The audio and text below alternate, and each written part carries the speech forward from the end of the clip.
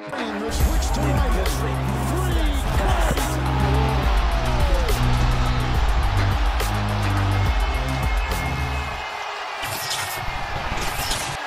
Si Giannis Antetokounmpo ay trending patungo sa isa pang league MVP, as Milwaukee ay nagrally mula sa horrendous na simula nito sa season, at ishamang offensively.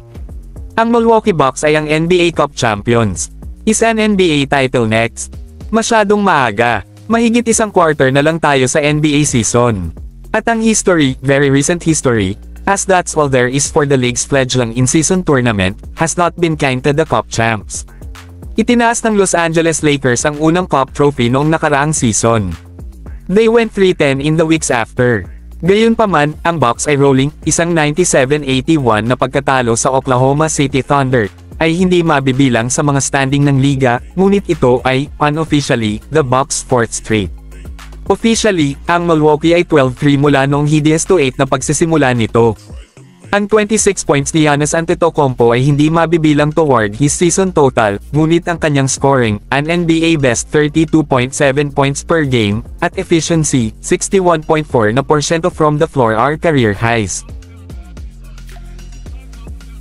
Hindi yun panalo. Iyon ay isang statement. A back and forth first half ended, with the Bucks squeezing out a 1-point lead. Sa pagtatapos ng third quarter, it was 13.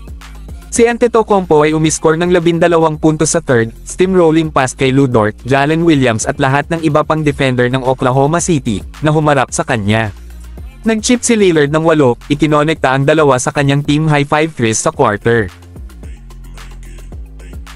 Halos 5 taon na ang nakalipas mula nang manalo si Antetokounmpo sa kanyang huling MVP sa liga. Matapos ang kina ng in-season tournament MVP, humarap siya sa isa pa. Noong nakaraang season, si Antetokounmpo ang naging unang player sa kasaysayan ng NBA na nag-shoot ng mas mahusay kaysa sa 60% sa isang 30 points per game sa season. He's on the pace to do it again in this one.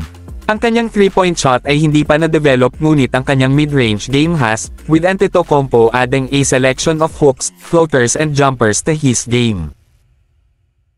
Behind Antetokounmpo, umuugong ang opensa ng Bucks. Ngunit ang depensa ang nagtulak sa kanila pabalik sa contender mix. Sa pamamagitan ng 10 laro, nagkaroon ng defensive rating ang Milwaukee na 115.7 per NBA.com. They were surrendering nearly 116 points per game. Sa huling 15 laro, tumaas ang defensive rating sa 110. Ang mga opponents ay may average na 109.3 puntos bawat laro. Ang Thunder ay pumasok sa laro na ika-8 sa liga sa offensive rating. Ang 82 puntos na naitala ng Oklahoma City ay isang season low.